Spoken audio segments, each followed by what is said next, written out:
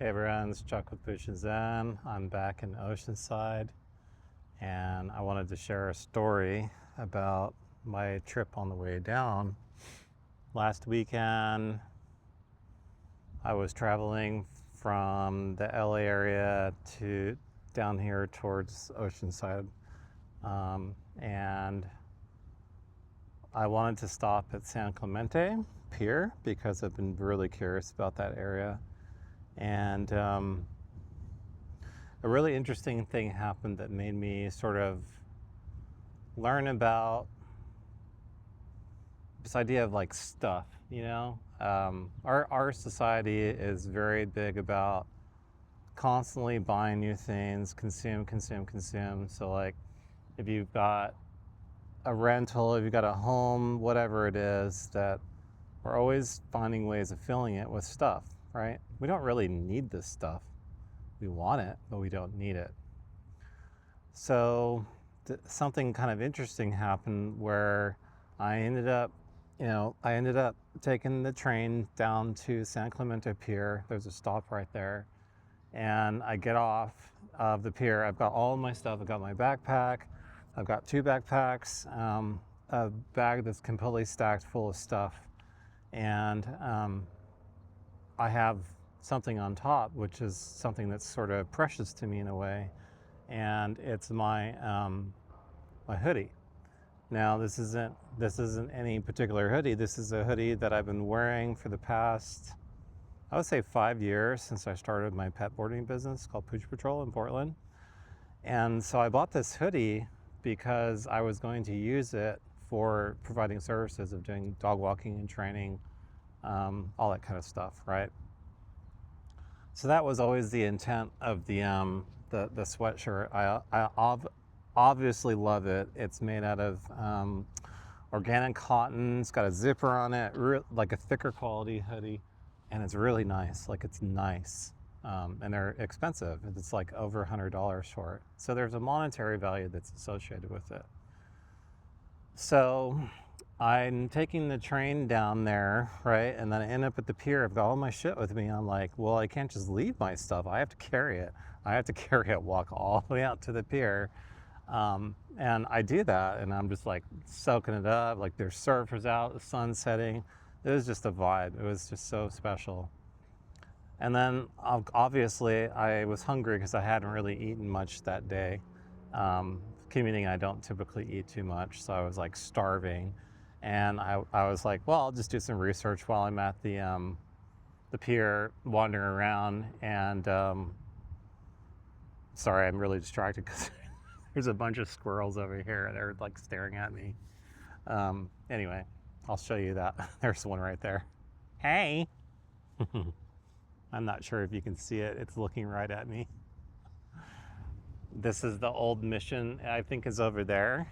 I'm not sure if I'm following. Yeah, over there, and over there's a ton of squirrels. This whole area is like littered with them. They're everywhere. They're over there.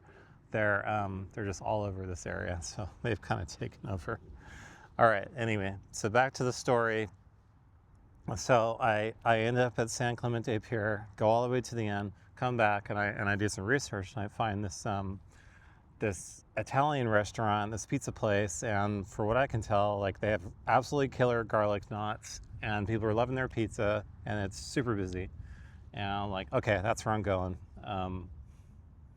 So I go there, get in line, order my food and everything, and I order a, oh, hello. Not sure if you can even hear that, but there's bells going off right now because it's 5:30. So I order my food, wait for it, and I'm so excited about, I'm more excited about the food than anything else because I love a good meatball sandwich. I've had a good meatball sandwiches on the East Coast, Rhode Island, because that's where my dad's parents' family lives out there. And so, like, I had this sort of idea in my head of what it was going to taste like. So I get that sandwich, right, and I'm like, okay, I'm not going to hang out where everybody is at. This is what I always do. I always go where there's people that are not going to be at. I can be a bit of a private person that way.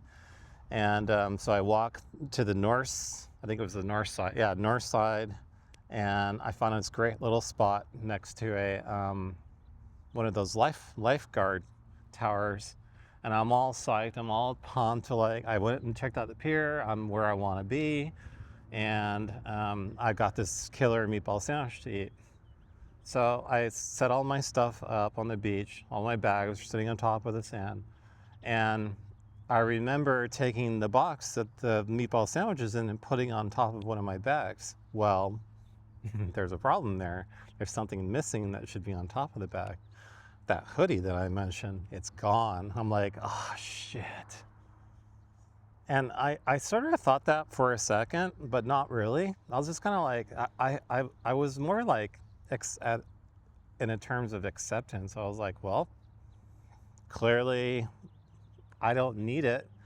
So I wanted it, but I didn't need it. Someone else clearly needed it more than I did, because I did actually go and try to look for the sweatshirt, the hoodie, and it was gone. I retraced my steps. I walked back after I finished that delicious meatball sandwich.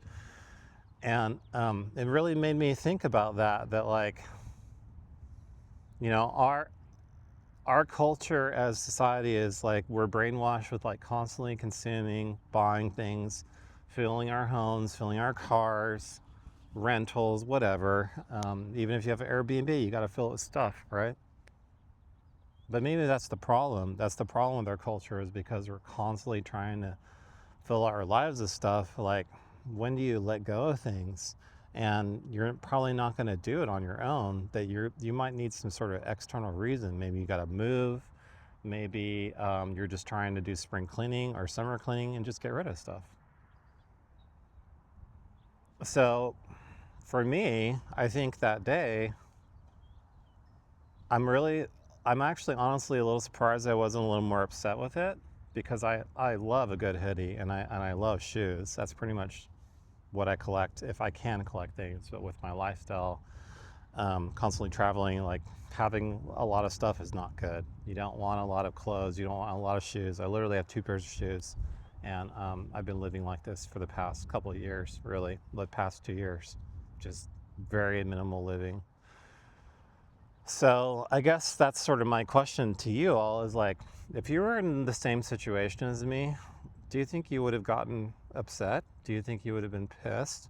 Do you think you would have been panicking a little because your precious hoodie got donated to someone else in the universe? Because that's honestly what happened, right? I didn't lose it. It fell out of my bag, and someone else needed it more than I did. I didn't need it. I wanted it, right? So if we can learn how to live our lives from a place of need as opposed to want, that's how you get rid of all of your crap in your house or wherever you're storing your stuff. And I've said this to my friends before and family, is like, the easiest way to get rid of stuff is you have to disassociate your feelings with it. You sort of have to be Spock, robot-like, and very methodical about it, because the feelings that you attach to stuff, like the shirt or whatever, it's just a shirt. It doesn't mean anything to me. It's just something I'm wearing. And I bought this shirt for very little money, and it serves its purpose. It's the shirt I wear when I'm washing clothes. And if I lost it, I wouldn't even care about it, honestly. So that's sort of, I thought it would be interesting to share that, because I've been thinking about it a lot today. I'm just like, I don't miss that hoodie at all. I would love to wear it when it gets colder out here, because it does get chilly. But honestly, like, if I want to have a hoodie, I have a long sleeve sweatshirt, and I have a rain jacket, and I just pair those together, and I basically have a hoodie. It's not the same thing. It's not as fancy, but like, I still have the same thing. So that's sort of like where I'm putting that on you all, is next time you quote unquote lose something or you misplace something, pay attention to how you react when that happens. Do you get upset? Excuse me. Do you just roll with it? Do you just go with the flow and say, oh, fuck it, I didn't need it anyway? And honestly, whoever has that piece of clothing, they needed it more than I did, because honestly, it's like when you can let go of things like that, the more things you can just let go of, physical things that keep you trapped here, physical things in your life, that creates freedom, that creates space, and that creates abundance in your life. We don't need all these things, you know. We want them, but we don't need half of the things that we have in our homes, right? So, um, and that's why I don't have a home out here in California. I don't want one. I don't plan on buying. I might rent, but as far as right now, Airbnb is it for me because I don't have to own anything. All I have to have is my own stuff, my own clothes and tech and food, and that's it. So anyway, I just thought I'd share that little experience for me, and I'm really curious to see what you all think of it. And if you've had any points recently in your life when you've quote unquote lost something, and how you felt about it, and did you approach it the same way that like, yeah, I'm a little bummed out, but honestly, I don't really care, and you know, I don't need that sweatshirt right now. I don't need the hoodie because it's not that cold. And it's going to get warmer and warmer. So, like I said, obviously, someone else needed it more than I did. So, need versus want versus need. Figure out where you put yourself in that situation, and if you can move yourself towards needing instead of wanting, that's how you create freedom in your life. All right. Chuck Papoose is in. Maybe this is a Zen nugget. I don't know what it is, but I just wanted to share it with you all. Okay. Peace out. Staying high from the San Luis Rey.